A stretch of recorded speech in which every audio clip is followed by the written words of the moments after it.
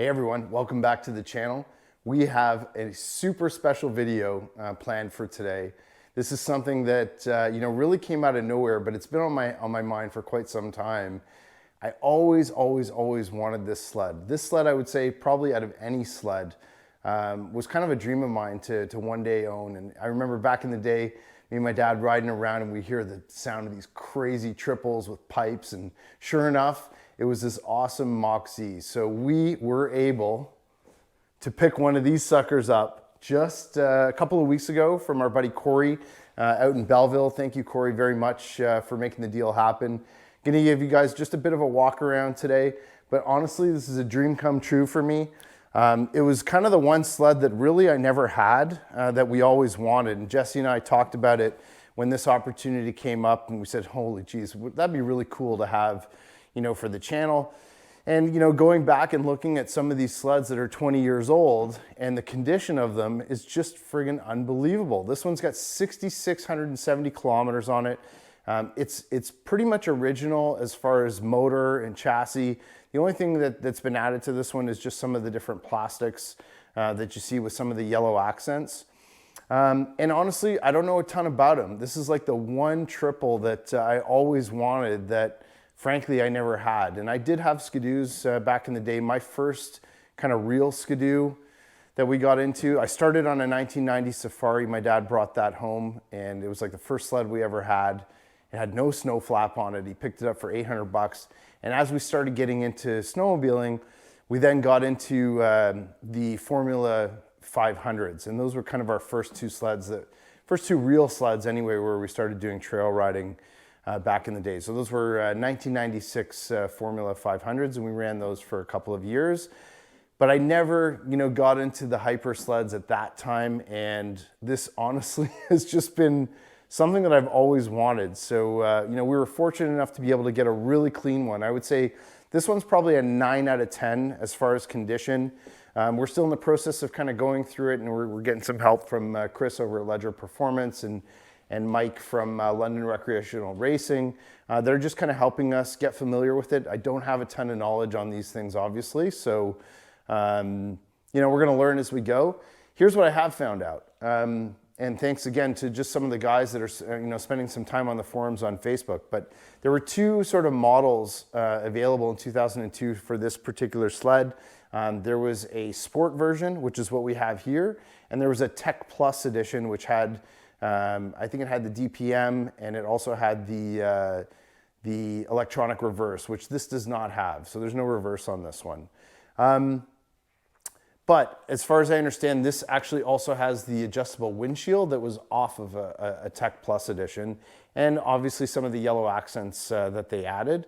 And when we posted this up, there's a guy named Jeff who was actually the original owner. So when we launched a post on this a couple of weeks ago when we picked it up, sure enough, he was the original owner. He recognized it right away just based on the graphics and his custom numbers. So Jeff, we're gonna take real good care of her, man. We're gonna get this thing in tip-top shape, and we're obviously going to run it. It's not just going to sit because, hey, we're addicts, and this isn't necessarily going to be, sitting in the garage. We're going to drive this thing and see how it does. So what we'll do is we'll just go through it really quickly. We'll show you guys front to back, what this sled's all about. I think it's going to be really cool to bring some new content to the channel from some of these old school sleds. And, the greasy triples are popular, and there's a lot of guys that are picking up. Our buddy Blake, also upstate Blake from New York, just picked up, I think over the summertime, a really nice Arctic Cat ZRT with the Hooper motor, which I've actually driven way back in the day. Really cool sled. That is definitely a beast of a machine. And yeah, we'll take you guys through it front to back so you can get an idea of what this sled's all about.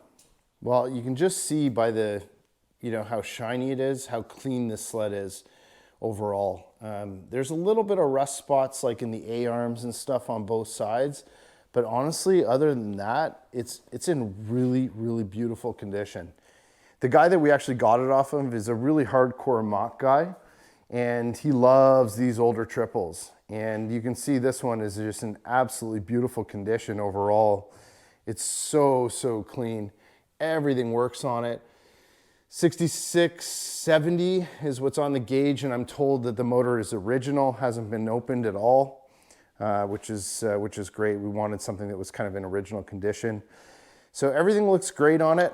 The seat itself is in actually really good shape, but here is one of the things I was told that does happen. So we're gonna get that fixed up. That's about the only thing I think that it's gonna need. And I've already spoken to some guys that are gonna hook me up with somebody who can hopefully help with just recovering it or just fixing that rear flap for us. But even down below,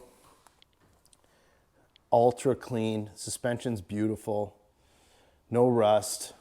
I mean, it's just in immaculate condition. Definitely like a 9 out of 10 for sure.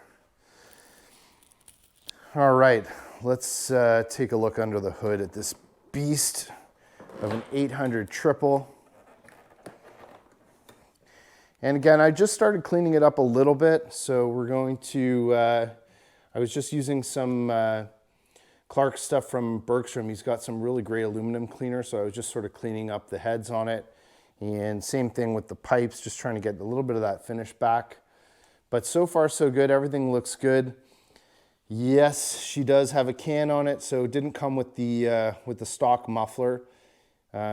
So we're going to try and get a hold of that so that we can actually trail ride it and it won't be too crazy loud, but this will surely sound amazing for the lake running.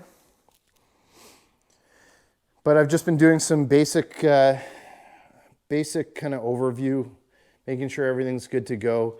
I know the car boots are a challenge with these things, so I did take a look at them and they do have some really small cracks in them, so we're going to get that sorted out. I'm probably going to end up replacing them, or I'll put some high temp silicone over top of them just to make sure that they're okay.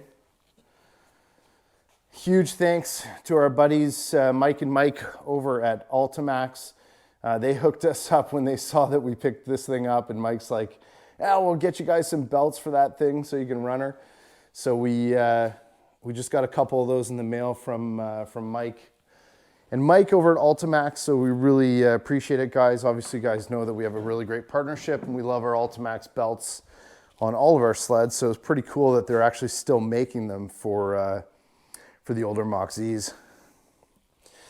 Gonna do a little bit of work to polish the tunnel and get that really nice chrome finish when I've got some time, probably over the summertime. But honestly, as of now, we're just gonna get this thing ready to rock and hopefully get some miles on it. As far as the track, these actually come with, well, this one's a 1-inch pre-studded. We're gonna pop some studs in it, so I think we're gonna probably, run this track, but we'll add some additional traction to it. It's probably one of the few things that we do need to do to it, just so it hooks up good. Up front, it's got, I think these are the Precision skis. So they've got kind of like a dual carbide setup on them, and I'm told that these are actually a little bit better than what the original skis on it I think were. So we'll run those and see how they do. Like I said, we're not going to be putting huge miles on this thing, right? It's just going to, a couple times of the year, get it out on the lake up at Jesse's cottage, hopefully with Skugog. And then we're also thinking about doing a triple ride this year. So we might actually see if we can get some of our subscribers, maybe some guys who own triples out, and put together kind of like a cool day ride where we all get out, do a bit of a trail ride in the morning, have a lunch, and then maybe do some lake racing in the afternoon. So that could be pretty awesome. Well, I haven't even started this thing up in my garage since I've had it home, shockingly. And I know everybody wants to hear it, so let's give it a go.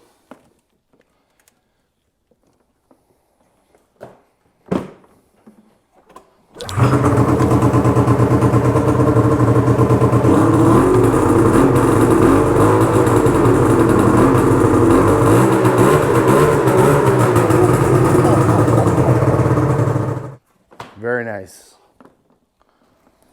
Oh yeah, I almost forgot. We got a present from our buddy Rich, who was familiar with triples way back in the day as well.